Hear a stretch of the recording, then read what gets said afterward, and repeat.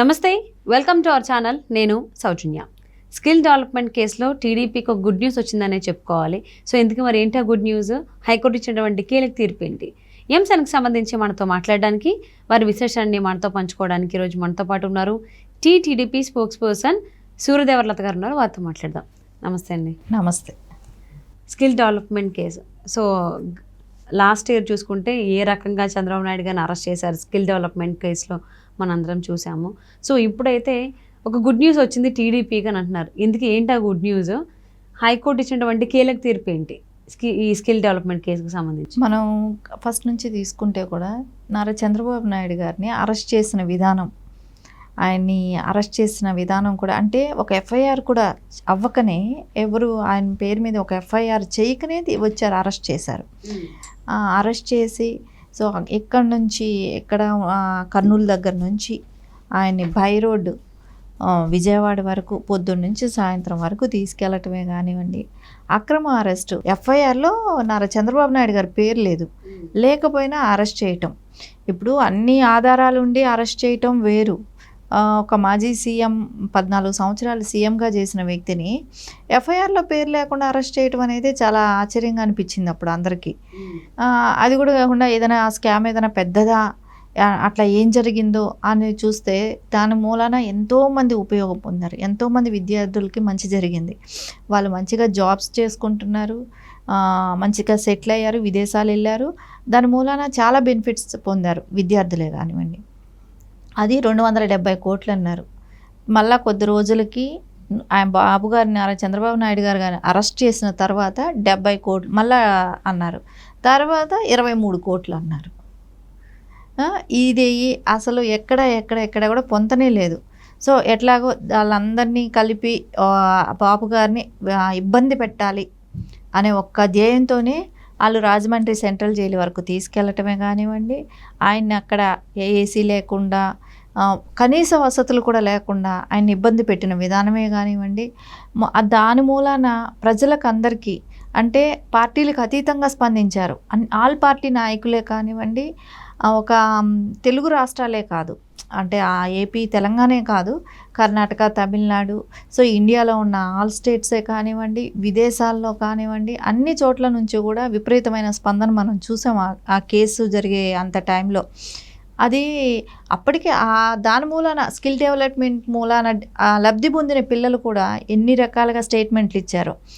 ఏంటని అంటే, మాకు దాని మూలాన మేము ఈరోజు ఉద్యోగాలు చేసుకోగలుగుతున్నాం, మాకు వచ్చే జీతం మేము కడతాం అని కూడా వాళ్ళు అనటం, ఉద్యోగం చేస్తున్న వాళ్ళు అనటం కూడా, అందరూ కూడా అసలు అంతమందికి హెల్ప్ చేసిన ఆ ప్రాజెక్ట్ తీసుకురావటానికి ఎంత కష్టపడిన వ్యక్తికి ఇలాంటి శిక్ష రావటమా, జైల్లో వెళ్ళి ఉండటం అనేది అందరూ బాధపడ్డారు.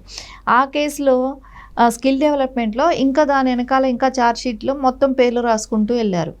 ఆ రోజు లోకేష్ గారి పేరు రాశారు, తర్వాత అచ్చెన్నాయుడు గారి పేరు, ఇలా వాళ్ళకి అందినంత వరకు ఎవరిని పడితే, అంటే జగన్ రెడ్డి కక్షపూరితగా రాజకీయాలను ఎంకరేజ్ చేసే వ్యక్తి ఆయన.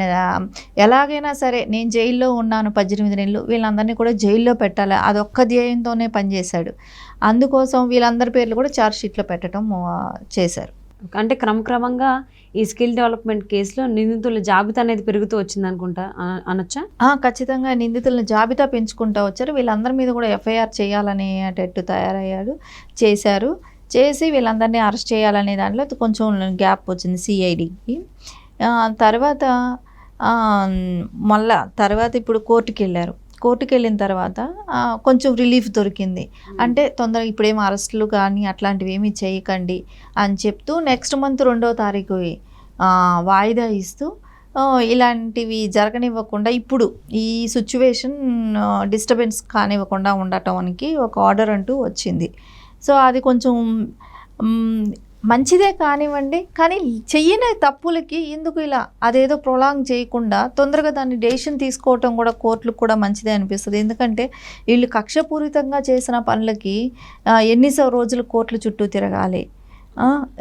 దీని మూలాన మొత్తం వ్యవస్థనంతా కూడా దీనిలో అన్నీ ఇన్వాల్వ్ చేస్తూ టైం వేస్ట్ అవుతుంది.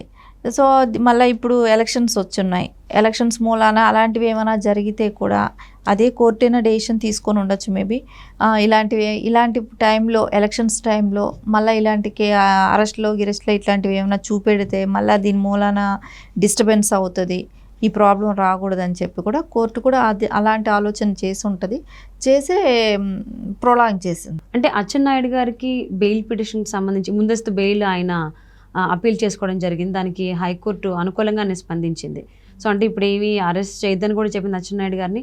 అంటే ఇది ఏదైతే జరిగిందో ఇప్పుడు దీన్ని టీడీపీకి అనుకూలంగానే హైకోర్టు తీర్పు ఇచ్చిందని చెప్పి అనుకోవచ్చు అంటారా? టీడీపీకి అంటే అనుకూలంగానే అంటే ఎట్లాగో నెక్స్ట్ మంత్ 2వ తారీఖు మళ్ళీ తిప్పి వాయిదా ఉంది. సో ఈ మీన్ టైం 3-4 డేస్ కలిసి వచ్చింది అనుకోవాలి. సో కానీ అది జరిగిందా లేదా ఆ స్కామ్ దాని మీద డీప్గా వెళ్తే బెటర్ ఏమో అనిపిస్తుంది. వెళ్ళినప్పుడు తొందరగా దాని మీద టైం టేకింగ్ సరే ఈ ఎలక్షన్ తర్వాత వరకైనా గడువు అంటే కొంచెం గ్యాప్ ఇచ్చేసేసి ఎలక్షన్ కోడ్ ఉంది కాబట్టి సో తర్వాత ఎలా ఉంటే అలా తీసుకున్నా కూడా పర్లేదు కదా. సో ఎలక్షన్ టైంలో మొత్తం డిస్టర్బెన్స్ అనేది క్రియేట్ అవుతుంది. కానీ ఎందుకైనా మంచిది అన్నట్టు ఇప్పుడు కొంచెం స్తబ్దతగా ఉంది, కొంచెం అందరినీ కూడా సముదాయించినట్టు కాదు కానీ డిస్టర్బెన్స్ క్రియేట్ కాకుండా పోయింది. అలాంటిది ఏదైనా జరిగింది అనుకోండి ఇంకా కొంచెం డిస్టర్బెన్స్ అవుతుంది కదా. ఎలక్షన్ బిఫోరు ఇప్పుడు క్యాంపెయిన్లో ఉన్నారు, అందుకని చెయ్యని తప్పులకి జైలుకి వెళ్ళటాలు, మళ్ళా దాని గురించి వాళ్ళ ఫ్యాన్స్ ఇదే కానీ వాళ్ళ నియోజకవర్గాలే కానివ్వండి, ఆయన ఒక రాష్ట్ర అధ్యక్షుడు, క్యాడర్ మొత్తం డిస్టర్బెన్స్ అవుతుంది. ఇవన్నీ కూడా దృష్టిలో పెట్టుకొని నెక్స్ట్ మంత్ వరకు టైం ఇచ్చారు. అది ఇంకా కొంచెం పొడిగిస్తే మంచిగా ఉంటుందని అనుకుంటున్నాం. పొడిగించి కేసు త్వరగతిన కంప్లీట్ చేస్తే ఇంకా మంచిది. అంటే బెయిల్ ఇది మీది. అవును, అంటే ముందస్తు బెయిల్ని అచ్చెన్నాయుడు గారికి సంబంధించి ఆయన అప్పీల్ చేసింది.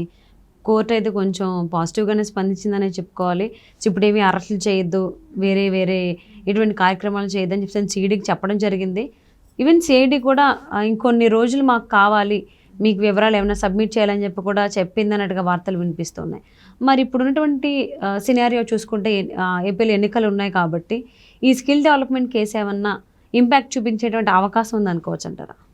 ఖచ్చితంగా ఆ ఇంపాక్ట్ అనేది ఎక్కడా కూడా ఉండదు. ఎందుకంటే స్కిల్ డెవలప్మెంట్ కేసు అనేది అది దాని మూలన లబ్ధి పొందిన వాళ్ళు చాలామంది ఉన్నారు. ఓన్లీ కక్షపూరిత రాజకీయాలు చేయబట్టే ఆ రోజు అరెస్ట్ చేశారు నారా చంద్రబాబు నాయుడు గారిని. సో దాని మూలన ప్రజా వ్యతిరేకత అనేది బాగా చూశాడు జగన్మోహన్ రెడ్డి. సో ఎక్కడ దేశాల నుంచి కూడా ఆయనకి మద్దతు తెలపటమే కానివ్వండి, పార్టీలకు అతీతంగా అందరూ మద్దతు తెలపటమే కానివ్వండి, ఆయన 14 సంవత్సరాలు సీఎంగా ఉన్న వ్యక్తి, ఆయన ఎన్ని లక్షల కోట్లు బడ్జెట్ ప్రవేశపెట్టుంటాడు. ఆయన మీద ఏ రోజు రాని అభియోగం, ఎప్పుడూ జరగనిది ఒక్క జగన్మోహన్ రెడ్డి ఈ స్కిల్ డెవలప్మెంట్ తీసుకొచ్చాడు అని అంటే దానిలో కూడా నిర్ధారించలేకపోయాడు. ఇప్పటి వరకు దానిలో ఆధారాలు చూపలేకపోయాడు. దానిలో ఎక్కడ జరిగిందనేది కూడా చెప్పలేకపోయాడు. దానిలో అరెస్ట్ చేసిన విధానం కూడా రాగానే అందరూ కూడా ఖండించారు ముక్తకంఠంతో.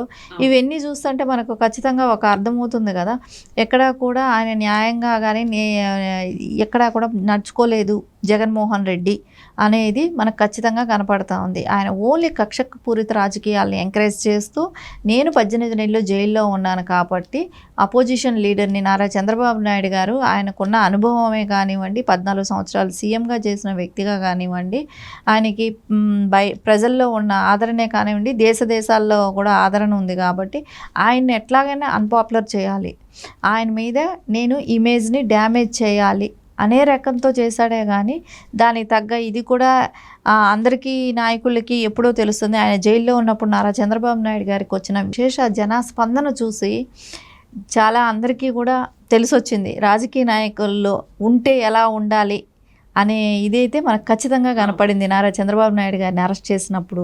స్కిల్ డెవలప్మెంట్ కేసులో అచ్చెన్నాయుడు గారికి ఊరట లభించిందని చెప్పుకోవాలి. ముందస్తు బెయిల్ని కోర్టు అంగీకరించడమే కాకుండా ఇప్పుడు అరెస్టులు కానీ అలాంటివి ఏమి చేయొద్దని కూడా సిఐడికి ఆదేశాలు పంపించినట్టుగా తెలుస్తుంది. సో చూద్దామండి, మరి స్కిల్ డెవలప్మెంట్ కేసులో రోజు రోజుకి పెరుగుతూనే ఉంది నిందితుల జాబితా. మరి ఎక్కడితో ఎండ్ అవుతుంది ఏంటనేది రాబోయేటువంటి రోజుల్లో చూద్దాం. And thank you so much for spending your valuable time with Suryadevalatha గారు. Thank you.